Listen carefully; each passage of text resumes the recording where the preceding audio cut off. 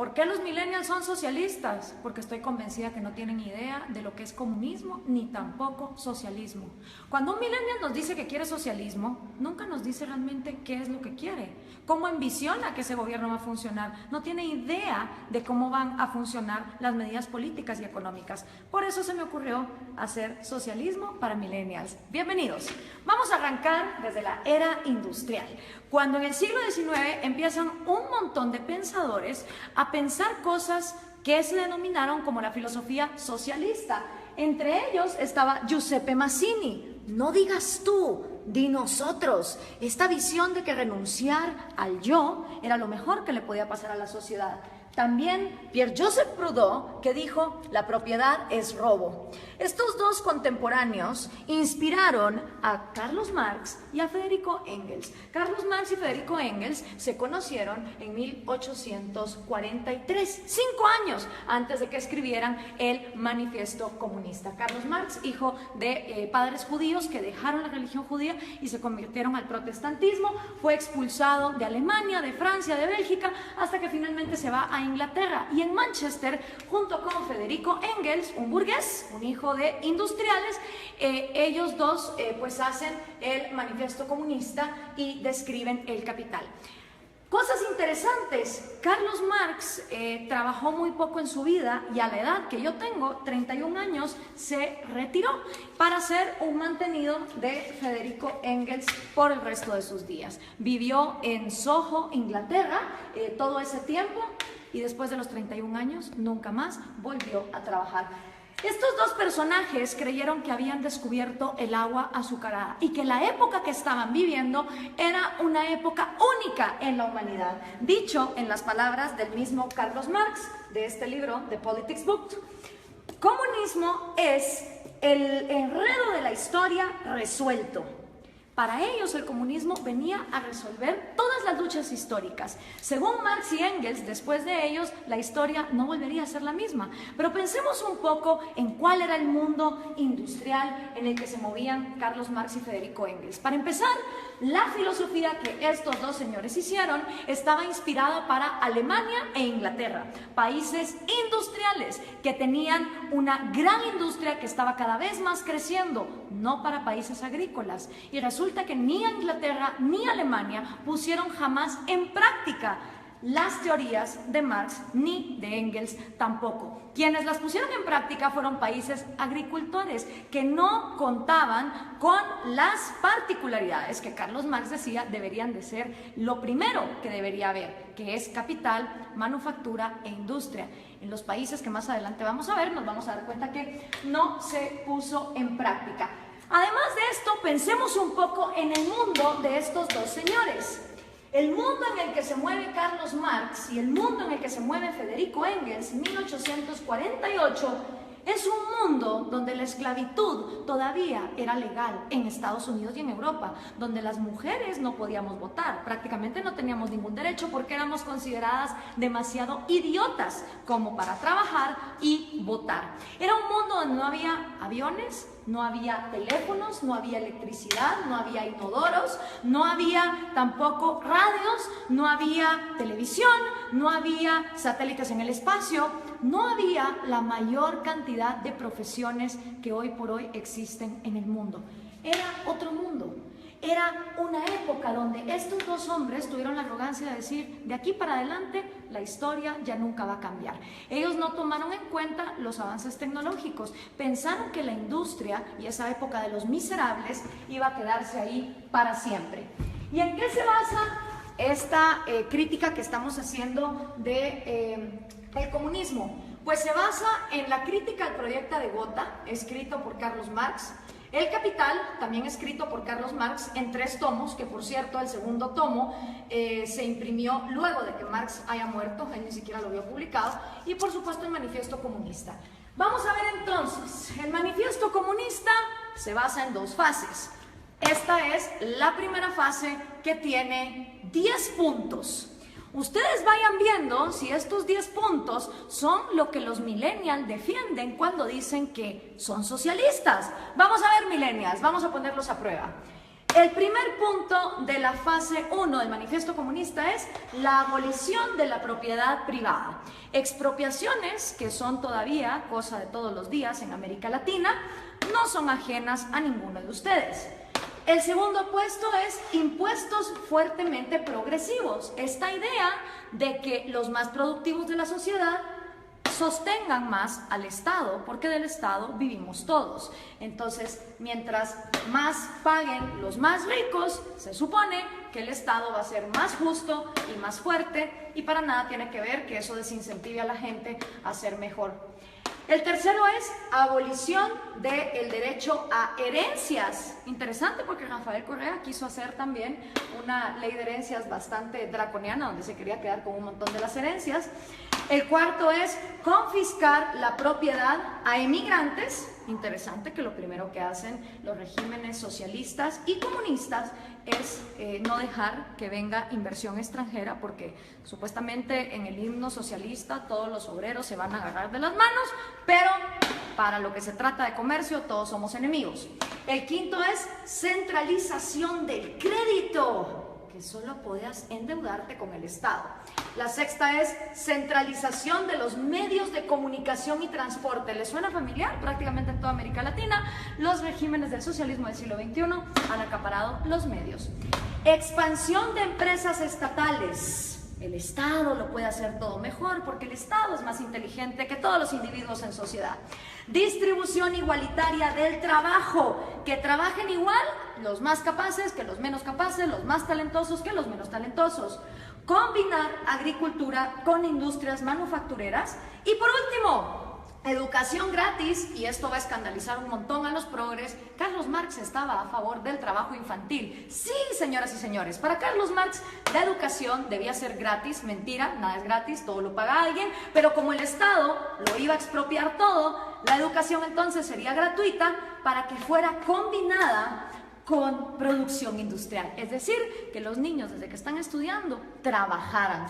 Así que memorícense bien esta fase 1, porque esta fase 1 es la que han implementado todos los países que han tratado de llevar a cabo la agenda marxista. ¿Les suenan familiares estos 10 pasos? Siguen vivos, a pesar de que el mundo de Carlos Marx era un mundo en 1848, estos 10 pasos se siguen dando en América Latina. Esta fase 1 para Carlos Marx es la fase socialista. Cuando se completen estos 10 pasos es cuando entonces uno está viviendo en socialismo, pero aún no se ha llegado al comunismo. Por eso le pregunto a los millennials, cuando ustedes se dicen socialistas, ¿se refieren a estos 10 pasos, millennials? ¿O a cuántos? ¿A 6? ¿A 4? ¿A 2? ¿A cuántos de estos pasos es a los que ustedes se refieren cuando se llaman socialistas? Porque esto es la primera fase basada en el socialismo. Vamos a ver entonces, cuando ya se completa esta primera fase, ¿qué pasa en la segunda fase? Entonces viene ya la fase 2, donde viene la nueva sociedad y el nuevo hombre. Según Carlos Marx, cuando estos 10 pasos se completan, automáticamente va a surgir un nuevo hombre, un hombre iluminado, un hombre que ya no va a pensar en sí mismo, que todo se lo va a deber a su sociedad. En este nuevo mundo, que es la fase 2, la que Marx llama comunismo, ¿sí? Esta ya es la fase del comunismo. Con el nuevo hombre ya no existen dos cosas. No existe el Estado, es decir, se abolió el gobierno, ni tampoco existe el dinero, ni tampoco existe la propiedad privada. Estas tres cosas son las que dejan de existir en la fase 2, que es la fase del comunismo, con un nuevo hombre, un hombre iluminado, un hombre que ya no piensa en sí mismo. Marx nunca dijo cómo en el cerebrito de este hombre iban a dejar de existir sueños propios, necesidades propias, anhelos, talentos. Él nunca lo explicó. Para él, de manera mágica, después de que la fase 1 fuera completada, se pasaba automáticamente a la fase 2, donde este hombre nuevo iba a trabajar a la par de hombres más mediocres y menos talentosos, pero siempre recibiendo lo mismo. ¿Y cómo iba a funcionar la distribución de productos. Bueno, pues iba a haber un gran almacén y en este almacén la comunidad, ya sin Estado, ya sin gobierno, ya sin dinero, te iba a proveer a ti de todos los productos y servicios que tú ibas a necesitar. Entonces todas las personas, no importa sus talentos, iban a llegar a intercambiar. Si por ejemplo producían yesos, pues un yeso por 1 kilo de arroz. Y decía Marx que suponiendo que este hombre, en lugar de producir un yeso, hubiera producido 3 y este solo hubiera producido 2, en esta segunda fase, este hombre que produjo 3 yesos, no le iba a importar recibir también 1 libra de arroz para compararse con este. Según Marx, iba a llegar un momento donde el más talentoso y el que más trabajaba no le iba a importar recibir igual que el que trabajaba menos y el que era más mediocre. Ahora veamos, ¿se cumplió esta fase 2? ¿O qué es lo que ha pasado en la historia de la humanidad con la gente que ha llevado a cabo la agenda marxista? Bueno, pues los primeros que trataron de llevar a cabo la agenda marxista fueron Trotsky, Stalin y Lenin. 70 años después del manifiesto comunista, ellos son los primeros en poner en práctica la teoría marxista, cuando en 1918 deciden cortarle la cabeza a los sanguinarios explotadores, y de verdad que lo eran, de la dinastía Romanov, que era la monarquía que imperaba en Rusia. 2 errores. Primero, Marx escribe una teoría para Inglaterra y Alemania, que su problema no era, digamos, el de una monarquía que incentivara la agricultura, sino que eran países industriales. Rusia era feudal, bastante feudal. Estas 3 personas entonces ponen los primeros 10 pasos de Carlos Marx en marcha y llegaron a la fase 2, llegaron a este gran almacén. Realmente no. Ni se abolió la propiedad privada, ni se abolió el dinero, y el Estado, en lugar de aniquilarse, se fue volviendo más y más grande hasta volverse totalitario. ¿Y entonces qué pasó? En toda Unión Soviética se desplegaron los gulags. Cada uno de esos puntitos rojos que ustedes ven ahí son los gulags, los campos forzados de trabajo. Claro, desgraciadamente en esa época no había Twitter, no había Facebook, no había Instagram, entonces era muy difícil tener récords de las atrocidades y las violaciones a los derechos humanos que se daban en estos campos de concentración en condiciones de temperatura bastante salvajes y teniendo a la gente hasta lo último en el punto de inanición. Y para darles un ejemplo concreto, aquí hay una foto del Gulag de Ucrania, que era una parte fundamental para el sustento económico del Imperio Soviético, ya que producía 80% del carbón, 85% del hierro y el 70% de los metales. ¿No les suena familiar Venezuela? A ustedes que con el petróleo los tienen similar así. Después de la Unión Soviética, y que, ojo, nunca se llegó a la fase 2 de comunismo, podemos decir entonces que lo único que hubo en Rusia fue socialismo, porque nunca se llegó a la fase 2. El siguiente sanguinario que quiso poner a prueba el comunismo fue Mao Zedong en China. En 1948 entra el Ejército Rojo y Mao hace su propio experimento con 2 atrocidades que aniquilaron a más de 60 millones de personas, que fueron el gran salto adelante y la revolución cultural, que básicamente era una manera de implementar los 10 pasos del manifiesto comunista y que llevaron al peor genocidio que la humanidad jamás ha visto. Y por supuesto, esta idea se trae a casa, y los primeros en traer la casa en su propia versión de Trotsky, Stalin y Lenin son el Che Guevara, Fidel Castro y Camilo Cienfuegos. Cosa interesante, Camilo Cienfuegos y Trotsky, siendo los intelectuales más moderados de este movimiento, fueron asesinados, este por Stalin y Camilo por Fidel Castro. Hasta en eso se parecen estos modelos, donde tenemos sanguinarios que traicionan a sus propios amigos cuando no se vuelven tan pues crueles y dictadores como ellos. Ahora veamos la línea. Entra Fidel Castro a Cuba y obviamente Fidel Castro sigue influyendo en la región. Aquí lo tenemos con Evo Morales y con Hugo Chávez, que traen el refrito, el socialismo del siglo XXI. La misma idea, los mismos 10 pasos, la misma utopía, llegar al gran almacén donde hasta el talentoso iba a renunciar por el mediocre.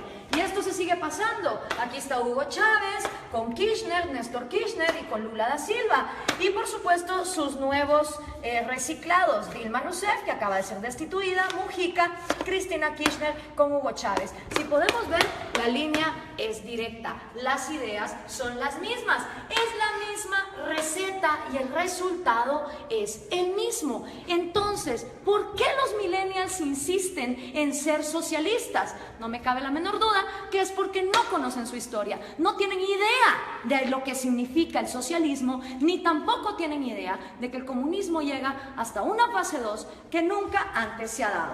Veamos algunos resultados por acá.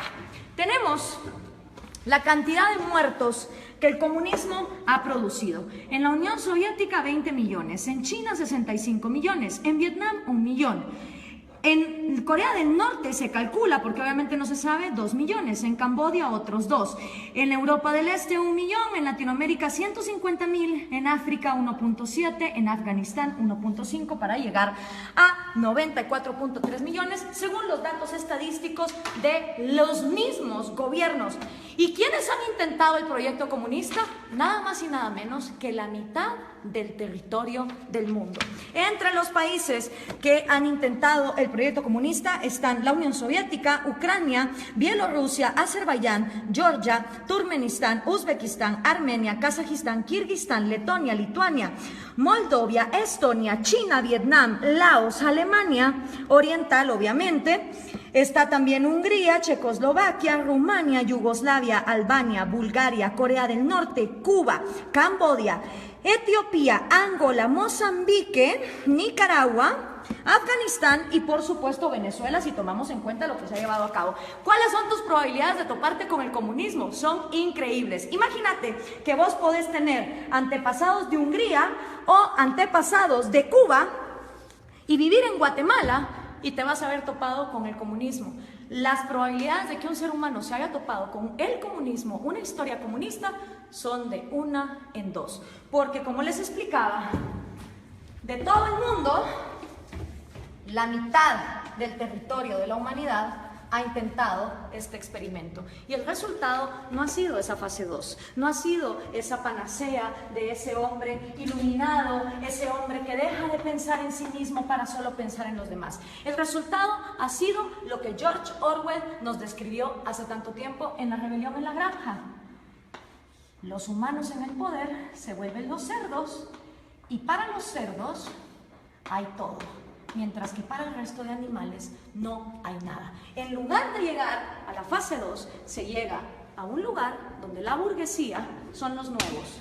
Ya sean los Stalin, ya sean los Mao, ya sean los Castro, ya sean los Morales o los Chávez. Solo ellos se vuelven la burguesía, solo ellos se vuelven la élite a costa de que todos los demás estén bien jodidos. Pero, ¿dónde se ha vivido comunismo? ¿Dónde ha habido igualdad? Pues miren, un lugar en el planeta donde hubo igualdad de miseria fue en los campos de concentración de Alemania. Porque ahí, como ustedes se pueden dar cuenta, todos eran iguales de miserables. Obviamente ahí no había propiedad privada, no había dinero, era la panacea. Y Viktor Frankl, que no se lo contaron, él lo vivió, él estuvo en un campo de concentración, uno de los psicólogos más reconocidos del siglo XX, hizo un llamado muy interesante. Everything can be taken from a man. Cualquier cosa puede ser tomada de un hombre, excepto por una. La última de las libertades del hombre. Exigir la actitud que uno va a tener en cualquier set de circunstancias para escoger uno su propio destino. Quiero hacer énfasis en esta frase porque lo que está aquí diciendo Viktor Frankl es que la mayor libertad del hombre reside que aunque esté en estas condiciones, uno va a decidir con qué actitud va a enfrentarse a la vida. Pero ¿qué podía saber Carlos Marx de estas cosas? Regresemos a 1848, ni siquiera Freud, con su psicoanálisis, que ya está bastante desprestigiado, había empezado sus estudios. Tampoco Darwin. Se creía que la histeria de las mujeres se podía quitar con electroshock. La psicología estaba en pañales. ¿Qué sabía Carlos Marx del cerebro humano? ¿Qué podía saber Carlos Marx acerca de un hombre nuevo que tuviera en su cerebro la capacidad de dejar de pensar en sí mismo? Hablemos entonces de sus predicciones, que fueron completamente nefastas. La primera predicción de Marx: va a haber más países comunistas que no comunistas. No se cumplió. Hoy hay más países excomunistas que actualmente comunistas. La segunda predicción de Marx: la máquina va a acabar con el proletario y el proletario va a vivir en la miseria. Tampoco se cumplió. Hoy por hoy, en el siglo XXI, existen muchas más profesiones y muchos más puestos de trabajo, tomando en cuenta que las mujeres ya podemos votar y ya podemos trabajar, que las que existían en su época, con lo cual su segunda predicción tampoco se cumplió. Hoy por hoy, de cada 7 personas vivas, 6 ya no viven con $1 al día, como era en la época de Marx, donde había mayor pobreza igualitaria. Y otra también de las predicciones de Marx es que el comunismo, en donde fuera implementado, iba a pasar a la fase 2. Y esa tampoco se cumplió. Ninguno de los experimentos comunistas han llegado jamás a la fase 2. Nunca abolen ni la propiedad privada para los gobernantes, obviamente para todos los demás sí. Nunca se abole tampoco el dinero, ni mucho menos la propiedad privada. Pero aparte de Viktor Frankl, que escribió ese excelente libro de El hombre en busca del sentido, hoy por hoy tenemos excelentes referentes de la psicología evolutiva y la neurociencia que nos pueden explicar cómo de hecho nuestro cerebro no está diseñado para el comunismo. Uno de ellos es David Boss. Él es PhD, profesor de Harvard, de la Universidad de Michigan, de la Universidad de Texas, y ha escrito 7 libros de psicología evolutiva, incluyendo este. No son personas que te lo digan por fe, como te lo dijo Marx, y que solo lo dejó escrito cómo iba a ser ese cambio en la psicología humana. Son personas que han estudiado la evolución, la genética de la vida, y que entienden cómo funciona el cerebro humano. Y una de las frases de David Boss es: no existe un agente autónomo con intereses llamado sociedad. Esto es una imposibilidad lógica. Sociedad como tal no piensa, no come, no llora, no tiene intereses. La sociedad no es más que el cúmulo de cada individuo. Y somos los individuos y nuestros derechos fundamentales los que realmente existimos en la realidad. Una sociedad de individuos pensantes, libres, funcionales, es una sociedad que avanza. Una sociedad donde todos los individuos se igualan hasta la miseria sin libertad, es una sociedad que no avanza hacia ningún lado. La sociedad como ente no se mueve. Los que se mueven son individuos. Y si algo le interesa a una sociedad que funciona como una célula, es que cada una de sus partes tenga vida, tenga propiedad privada y tenga libertad, como sus 3 derechos fundamentales. Pero si eso no fuera poco, Steven Pinker, que también es un PhD, él se ha ganado el premio de la Academia Nacional de Ciencias a la mejor investigación en Inglaterra en 1993. También se ha ganado el premio de la Sociedad Cognitiva de la Neurociencia en el 2010 y ha sido 2 veces finalista del premio Pulitzer. Escribió el libro ¿Cómo funciona nuestra mente? Y una de las frases de Steven Pinker es: el mejor argumento contra el totalitarismo es reconocer una naturaleza humana universal, que todos los seres humanos tenemos un deseo innato por la vida, la libertad y la búsqueda de la felicidad. ¿Qué quiere decir esta frase? Que todas las personas, nazcamos donde nazcamos, en el país en el que nazcamos, en la cultura en que nazcamos, traemos 3 deseos innatos: el amor por nuestra vida, el amor por nuestra libertad y el amor por la propia búsqueda de la felicidad. ¿Qué significa eso? Que ustedes, si quieren buscar su felicidad, emprenden su propia vida como les diera la gana. Ahora, todos estos conocimientos de neurociencia que tienen David Boss o Steven Pinker, obviamente Carlos Marx no lo sabía, porque la psicología y la neurociencia no se habían desarrollado, no habíamos avanzado en la ciencia como para descubrir el ADN, el otro gran error de Marx. Él pensó que en su época ya se había descubierto todo, y no era así. Entonces, al tener estos conocimientos, es inaudito, es inexplicable que los millennials sigan siendo socialistas. La única manera en que me lo explico es que los millennials no tienen ni idea de lo que es socialismo, ni mucho menos comunismo. Y yo, que también soy millennial, pero de la primera generación, de esos que todavía vimos los cassettes y que sabemos cómo funcionan, tenía 5 años cuando cayó el muro de Berlín, y me acuerdo como que fuera ayer de ver a esas personas celebrando y preguntarle a mi papá, ¿qué se está celebrando ahí? Me dijo, ahí se está celebrando que tenían a una población dividida a la mitad porque de un lado querían salir y no los dejaban. Si una idea es tan buena, no puede ser obligada hacia una cierta población. Y en todo lo que hemos visto aquí, lo único que hemos visto es obligación, hemos visto miseria, hemos visto genocidio. En la libertad no hay garantías. Yo no estoy aquí vendiendo una utopía ni una panacea. En la libertad hay riesgos y puedes perder como puedes ganar. En la libertad también existe la libertad de no participar en el mercado. En un país que vive en libertad, si hay un grupo de personas que quieren vivir como hippies e irse a una montaña y no ser parte del mercado y no tener propiedad privada, son libres de hacerlo. En un país comunista, si uno intenta meter una zona franca de libre comercio en alguno de sus puntos, va a parar a la cárcel o va a parar desaparecido. Esa es la diferencia entre vivir en un lugar donde se garantice la libertad y donde no se garantice. Esta utopía, basada en el hecho de que el ser humano debe renunciar a su autoestima y a su amor propio para contribuir a su sociedad, es completamente errada por lo que la historia nos ha comprobado. Y lo único que logra son élites de cerdos, tal cual los describió George Orwell, que se quedan con todo a costillas de un pueblo que pierde lo más importante que todo ser humano tiene, que es su libertad. Espero esto les sirva a los millennials para entender qué es el socialismo y qué es el comunismo. Gracias por compartir.